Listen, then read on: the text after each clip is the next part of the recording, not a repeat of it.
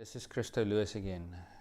Today we're going to talk about attention deficit disorder, or ADD, or in some cases ADHD. So the thing about ADD is that it's the illness of the children of our time, or so they say. So I thought it's a good idea to discuss that and to give you a few pointers on what we can do. So the thing about ADD is, scientifically there isn't up to date a diagnosis for it. So you will go to your doctor and the doctor will say, yes, your child has ADD, or you'll go even worse, the teacher will tell you there's a problem with the child and it needs to be put on medication. And of course the medication of choice is basically one of two. It's Ritalin or it's Concerta. And although these drugs do work, the list of side effects and long-term side effects, like when the children become adults and they go to university and they go into the real life, they've never really learned how to cope with problems pertaining to focus. So over a course of 20 years we've helped thousands of parents get their children off these drugs and onto something natural, and sometimes it is as simple as changing the diet. So let me start right there. Some things in the diet which you may or may not be aware of definitely does cause problems with children's focus. Simple, do you put any petrol in your car? If it's a diesel car, do you just put petrol in? Or if it's a petrol car, do you put diesel in, or do you put paraffin in? Of course not, that would be stupid. But what we do with our children is, we've been told that diet really doesn't play a role. So in other words, what you put in the mouth, what feeds the brain, really doesn't make a difference. Now of course if you use the slightest amount of common sense, you'll realize that's not true. So what we do is, with the children, we change their diet quite substantially. We don't make it into a law, but what we say is, it's important first of all to cut out some toxins from the child's diet. I call them the unholy trinity, and those are wheat, dairy and sugar. There are all kinds of technical reasons which I don't want to discuss now why wheat is so bad, dairy is bad, and sugar, of course, you may be aware that sugar gives them the highs and then the lows, and so hyperactivity the 1 minute and total tiredness the next. That we want to avoid. The other important thing to take note of is MSG. Now MSG has been spoken a lot about, but the problem with MSG is that it really is a neurotoxin. So what happens is, let's say that we get excited with a purpose. Let's say a fire breaks out and we have to quickly evacuate. We get excited with a purpose. What happens in the brain, we have a glutamine receptor and we have glutamine binding to it. That gives us excitement with a purpose. We evacuate and everybody is safe.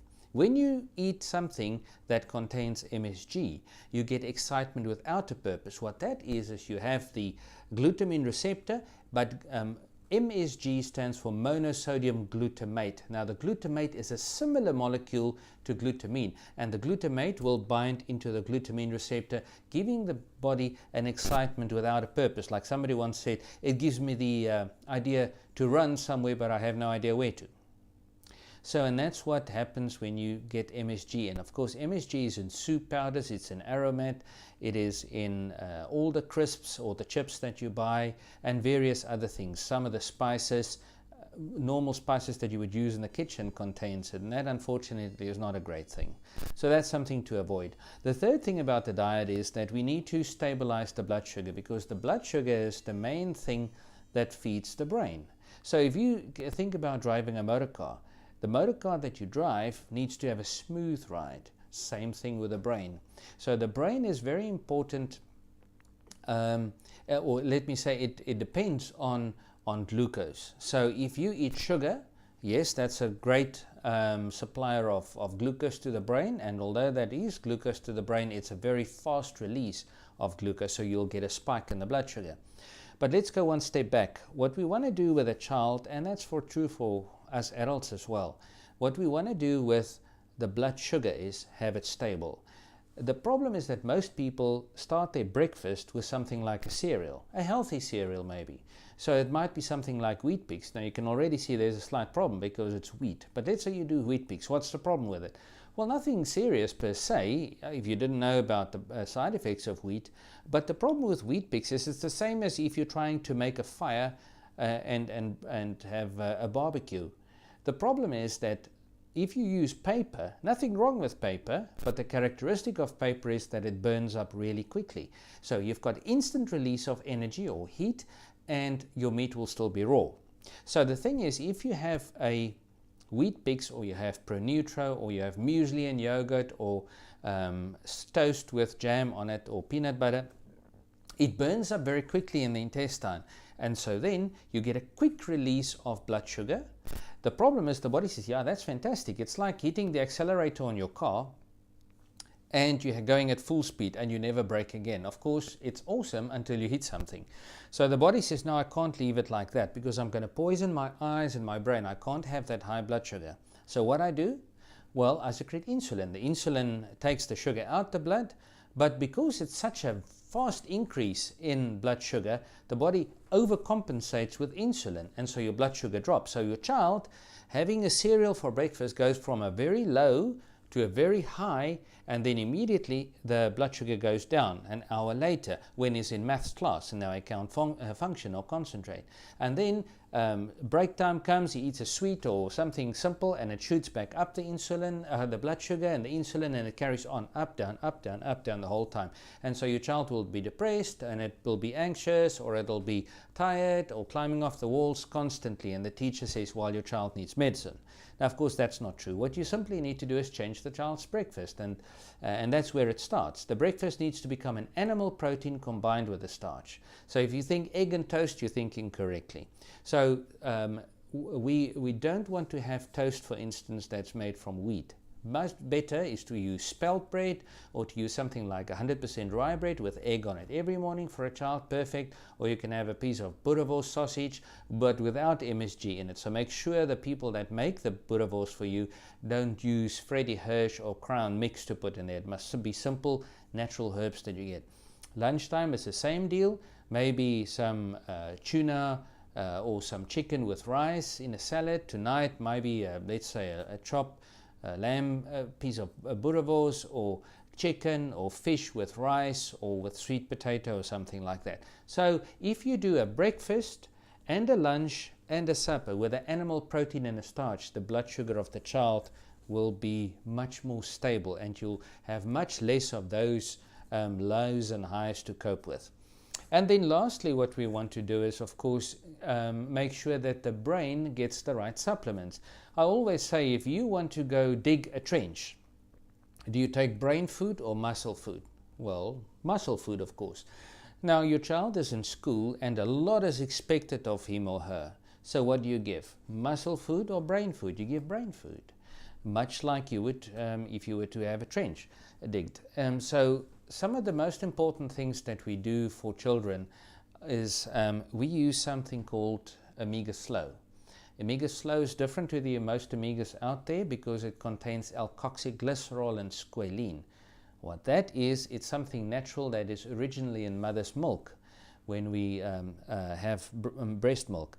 The thing about Omega Slow is that the alkoxyglycerol and squalene is unique to the type of oil in there, and it helps the two halves, the left and the right half of the brain, to interact much better. Something a normal omega-3 doesn't do. The second thing that's very important about it, it's in a glass bottle. Now, I always say you don't buy your expensive virgin olive oil in a plastic bottle, do you? Well, you shouldn't. It should be in glass. So all oil that you buy should be in glass. And that's why we prefer using that. The other thing that we use with the Omega Slow from 7.5 is Mindset.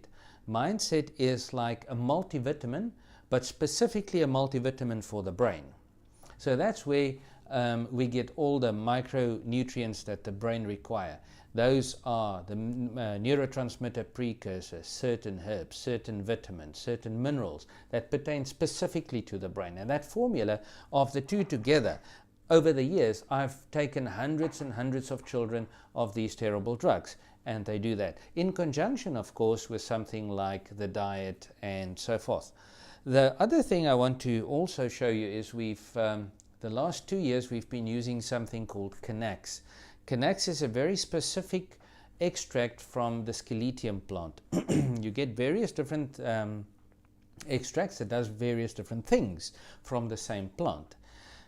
What Connects does is, if your child is very anxious or he or she is extremely busy, this is the kind of thing that helps to calm them down. If they struggle to fall asleep at night and they say, "Mommy, my brain is just so busy I can't fall asleep," rather than giving them drugs to calm them down, we use this, which is completely natural.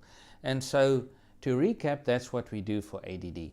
We change the child's diet and we get the nasties out. Remember, it's wheat, dairy, and sugar. We take MSG out of the diet and make sure that you know where MSG is in various different foods and also in certain herbs, spices. And then we stabilize the blood sugar with breakfast, lunch, and supper, an animal protein and a starch.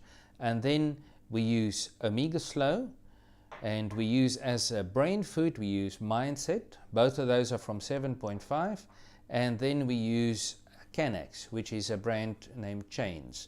You can look them all up on our website, and there's also an article on my website on irenehealthshop.co.za, and the article is called "Help My Child Has ADD."